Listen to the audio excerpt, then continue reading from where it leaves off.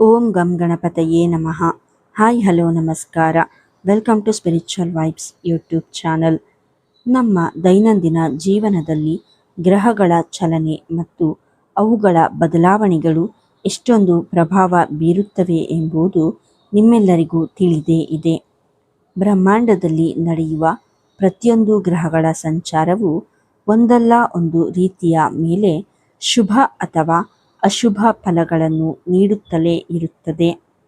ಅದೇ ರೀತಿ ಜ್ಯೋತಿಷ್ಯ ಶಾಸ್ತ್ರದ ಪ್ರಕಾರ ಇದೇ 2026 ಜುಲೈ 13ರಂದು ಒಂದು ಅದ್ಭುತವಾದ ಅತ್ಯಂತ ಶಕ್ತಿಶಾಲಿಯಾದ ಯೋಗ ನಿರ್ಮಾಣವಾಗುತ್ತಿದೆ.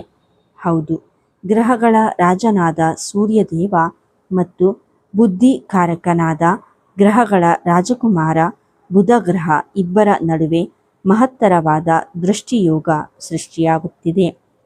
ಪ್ರಸ್ತುತ ಸೂರ್ಯ ಮತ್ತು ಬುಧ ಇಬ್ಬರು ಕಟಕ ರಾಶಿಯಲ್ಲಿ ಸಂಚರಿಸುತ್ತಿದ್ದಾರೆ.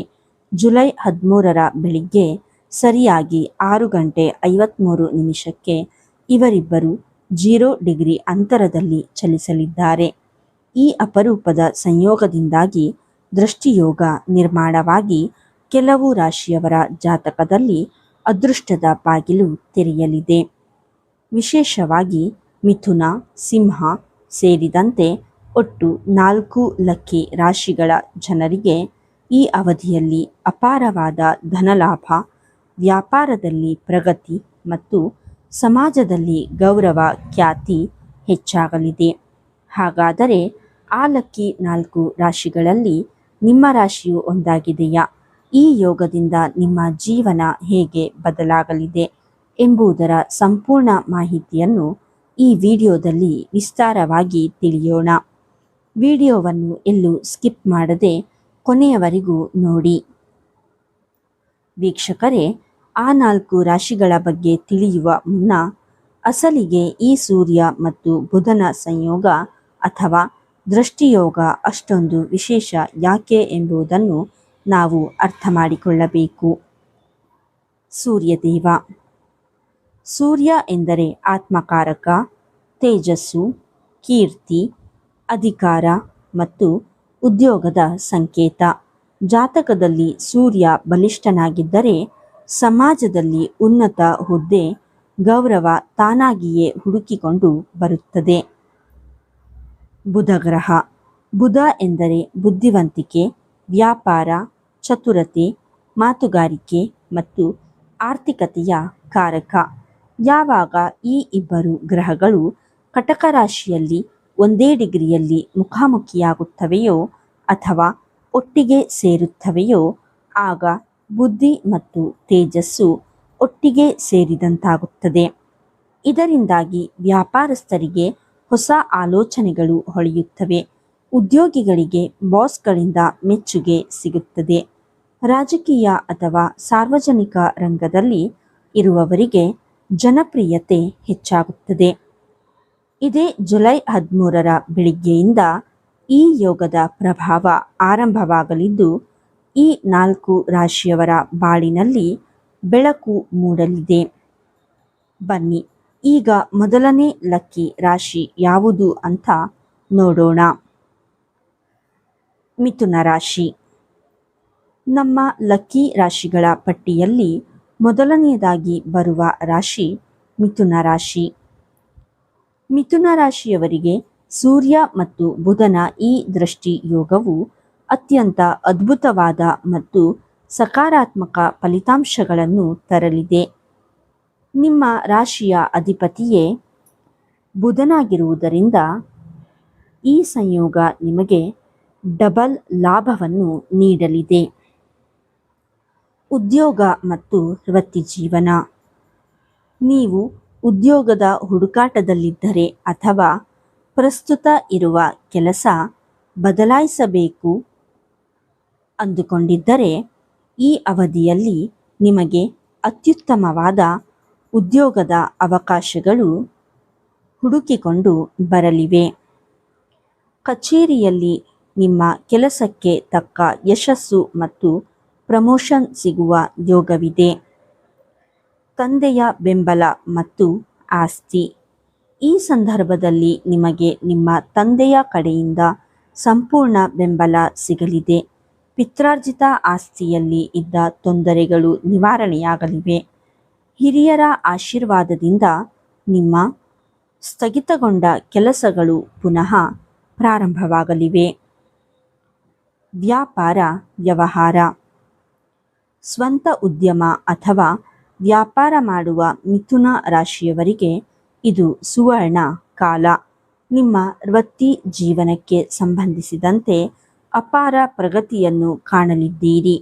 ಹೊಸ ಹೂಡಿಕೆಗೆ ಇದು ಅತ್ಯಂತ ಸೂಕ್ತ ಸಮಯ. ಸಿಂಹರಾಶಿ. ಇನ್ನು ಈ ಪಟ್ಟಿಯಲ್ಲಿ ಬರುವ ಎರಡನೇ ಅದೃಷ್ಟದ ರಾಶಿ ಸಿಂಹರಾಶಿ.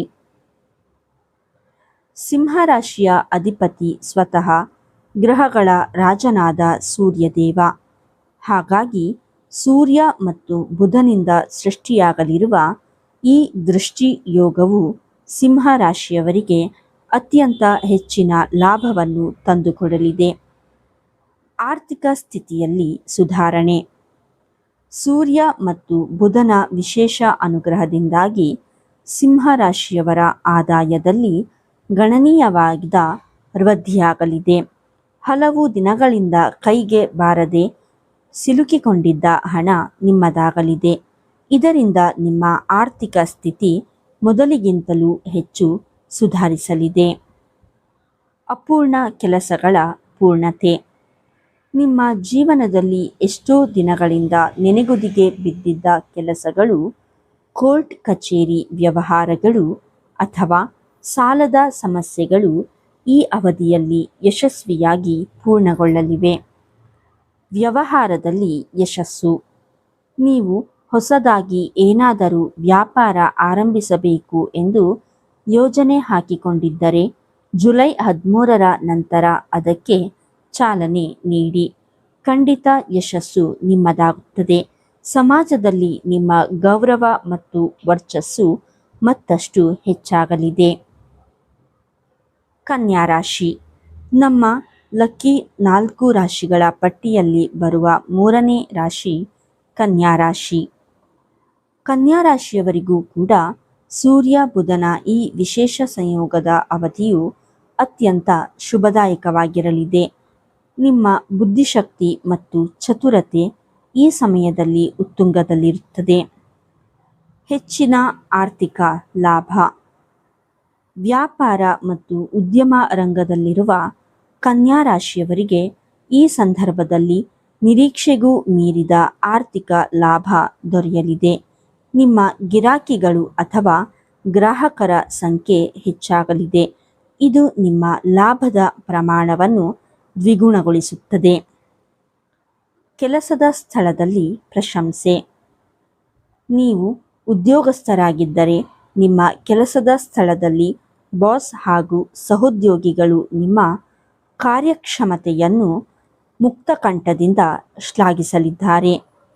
ಸೂರ್ಯ ಮತ್ತು ಬುಧನ ಅನುಗ್ರಹದಿಂದ ನಿಮ್ಮ ಕಠಿಣ ಪರಿಶ್ರಮಕ್ಕೆ ತಕ್ಕ ಮನ್ನಣೆ ಮತ್ತು ಗೌರವ ದೊರೆಯಲಿದೆ. ಸಕಾರಾತ್ಮಕ ಬದಲಾವಣೆ.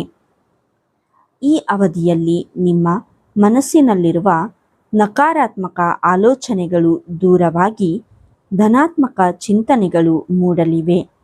ಕುಟುಂಬದಲ್ಲಿ ನೆಮ್ಮದಿಯ ವಾತಾವರಣ ಇರಲಿದೆ. ತುಲಾರಾಶಿ.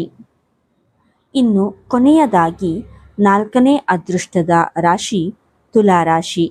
ತುಲಾರಾಶಿಗೆ ಸೇರಿದ ಜನರಿಗೆ ಇದೇ ಜುಲೈ 13ರಿಂದ ಅದೃಷ್ಟದ ಸಂಪೂರ್ಣ ಬೆಂಬಲವು ಪ್ರತಿಯೊಂದು ಹೆಜ್ಜೆಯಲ್ಲೂ ದೊರೆಯಲಿದೆ ಎಂದರೆ ತಪ್ಪಾಗಲಾರದು. ನಿಮ್ಮ ಹಣೆಬರಹವೇ ಬದಲಾಗುವಂತಹ ಸಮಯ ಇದು. ಹಠಾತ್ ಧನಲಾಭ.